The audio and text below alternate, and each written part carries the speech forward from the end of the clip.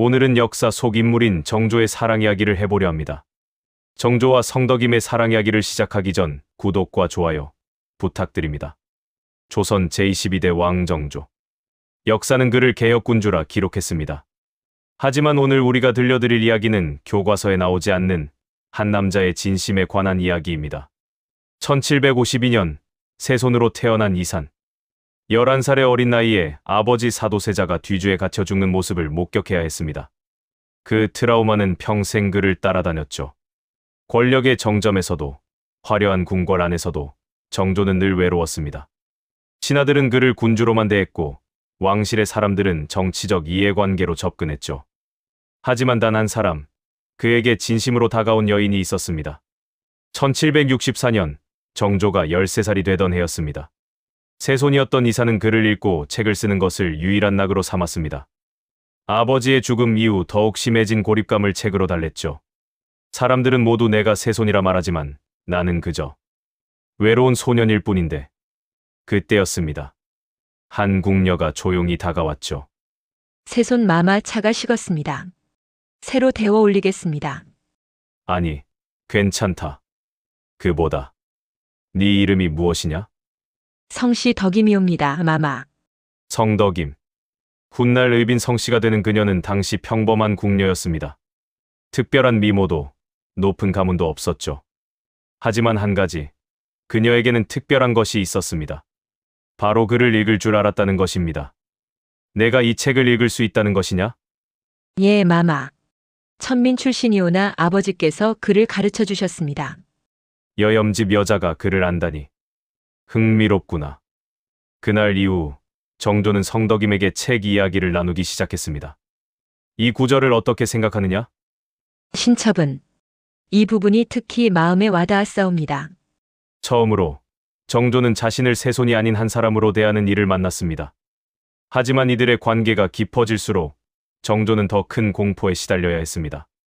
1776년 할아버지 영조가 승하하고 정조가 즉위합니다. 25살의 젊은 나이였죠. 이제 나는 왕이다. 하지만 왕이 된다는 것은 더 외로워진다는 것을 의미했다. 즉위 직후부터 정조를 향한 암살 시도가 이어졌습니다. 전하, 또다시 자객이 발견되었사옵니다. 또인가. 정조는 알고 있었습니다. 이 암살 시도 뒤에는 노론 벽파가 있다는 것을. 아버지 사도세자를 죽음으로 몰고 간 바로 그 세력이라는 것을. 밤, 정조의 침전. 나는 언제까지 살 수 있을까? 그때 정조가 찾은 것은 성덕임이었습니다. 마마, 어찌 이런 늦은 시각에. 그냥 네가 보고 싶었다. 두 사람의 침묵. 덕임아, 나는 무섭다. 마마, 왕이라는 자리는 참으로 외롭구나. 아무도 내 진심을 듣지 않아. 모두가 정치만을 생각하지. 신첩이 여기 있사옵니다, 마마. 그 순간 정조는 깨달았습니다. 이 여인만이 자신을 이해한다는 것을. 그들은 함께 책을 읽었고 시를 논했으며 때로는 그저 침묵 속에서 서로의 존재를 확인했습니다.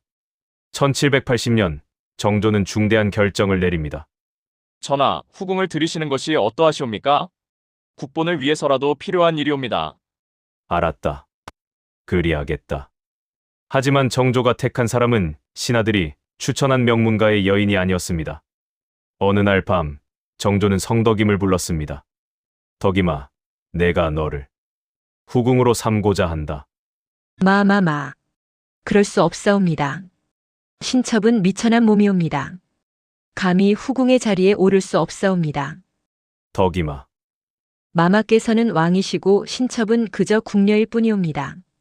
이는 천한 신분과 귀한 신분의 차이가 너무나 크옵니다. 성덕임은 단호히 거절했습니다. 하지만 정조는 포기하지 않았습니다. 며칠 후 정조는 다시 한번 성덕임에게 청했습니다. 덕임아, 내 마음을 받아주지 않겠느냐? 나는 진심으로 내가 필요하다. 마마, 신첩은 정말 자격이 없사옵니다. 중신들께서도 중전 마마께서도 반대하실 것이옵니다. 그런 것은 내가 감당하겠다. 나는 왕이다. 내 마음을 따르는 것이 무엇이 잘못인가? 하오나 두 번째 거절이었습니다. 하지만 정조의 마음은 변하지 않았습니다. 마침내 세 번째, 정조는 더욱 간곡히 청했습니다.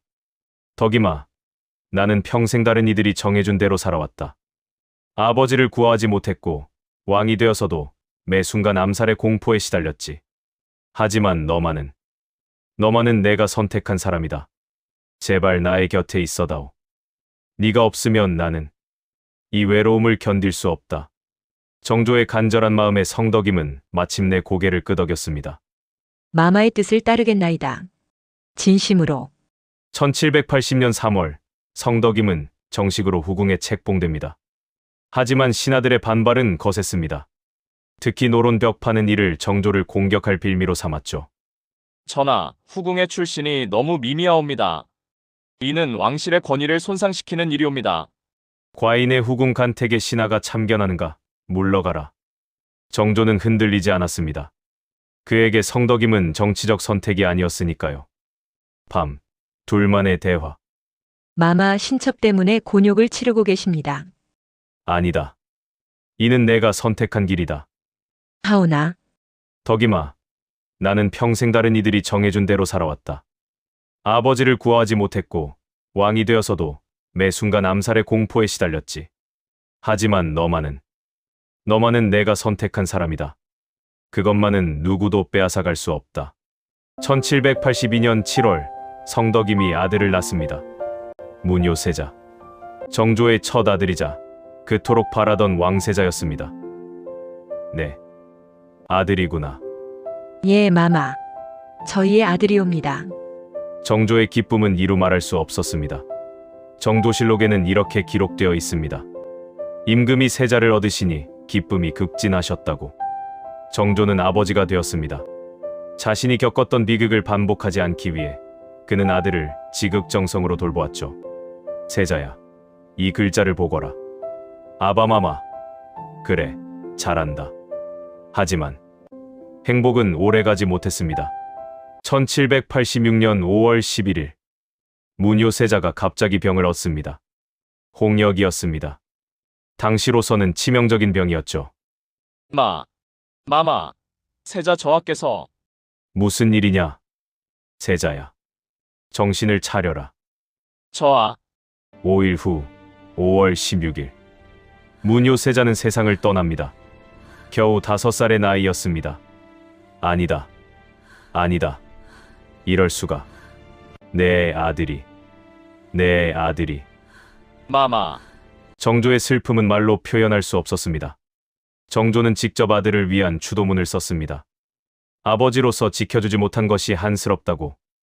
하지만 성덕임의 슬픔은 더욱 깊었습니다. 아들을 잃은 슬픔도 컸지만 그녀는 이미 병을 앓고 있었던 것입니다. 마지막 이별. 문효세자가 세상을 떠난 지 불과 몇 달 후, 1786년 9월, 의빈 성씨가 위독하다는 소식이 전해집니다. 전하, 의빈 마마께서 심히 위독하시옵니다. 무슨 소리냐? 당장 어이를 불러라.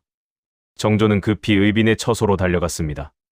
아들을 잃은 슬픔에 몸져 누운 의빈은 이미 깊은 병에 들어 있었습니다. 덕임아, 정신을 차려라. 마마 신첩이 먼저 가옵니다. 안 된다. 나를 두고 가면 안 돼. 너마저 나를 떠나면 나는. 마마 신첩이 먼저 가옵니다. 부디 건강하시옵소서.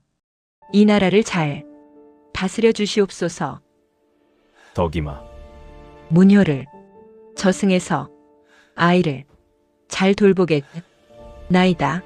1786년 9월 14일, 의빈 성씨가 세상을 떠납니다.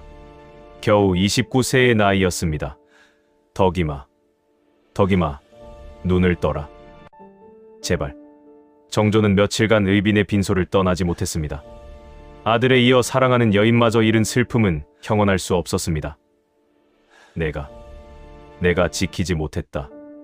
아들도, 너도. 정조는 의빈을 위해 특별한 배려를 합니다. 그녀의 묘를 수원 화산에 조성하고 후궁의 지위를 넘어서는 예우를 갖추었습니다. 의빈을 잃은 후 정조는 크게 변했습니다. 더욱 냉철해지고 더욱 강해져야 했습니다. 나는 왕이다. 슬퍼할 시간이 없다. 하지만 덕임아, 내가 그립구나. 정조는 의빈과의 약속을 지키기 위해 더욱 열심히 나라를 다스렸습니다. 그리고 새로운 프로젝트를 시작합니다. 바로 수원 화성의 건설입니다. 아버지를 위한 도시를 만들겠다. 그리고 그곳에서 덕임과 아들을 기억하겠다. 화성은 정조의 개혁 의지이자 동시에 잃어버린 사랑에 대한 그리움의 표현이었습니다. 1789년 정조는 효의왕후 사이에서 또 다른 후계자를 얻지 못하자 다시 후궁을 드립니다. 수빈 박씨였습니다. 1790년 7월 수빈이 아들을 낳습니다. 그 아이가 바로 순조.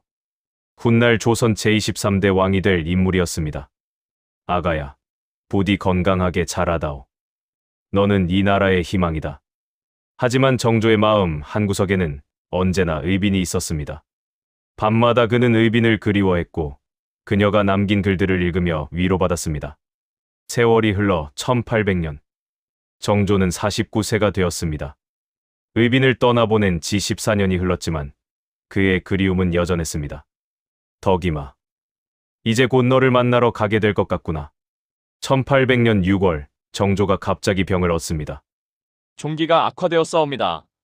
일주일간의 투병 끝에 6월 28일 정조가 승하합니다. 덕임아, 문효야, 이제 가마. 정조의 임종을 지킨 사람들은 그가 마지막 순간 누군가의 이름을 불렀다고 전합니다. 의빈 성씨의 이름이었습니다. 순조는 겨우 11살의 나이에 왕위에 오릅니다. 생모 수빈 박씨가 어린 왕을 보필했지만 실권은 대왕 대비 정순왕후가 쥐게 됩니다.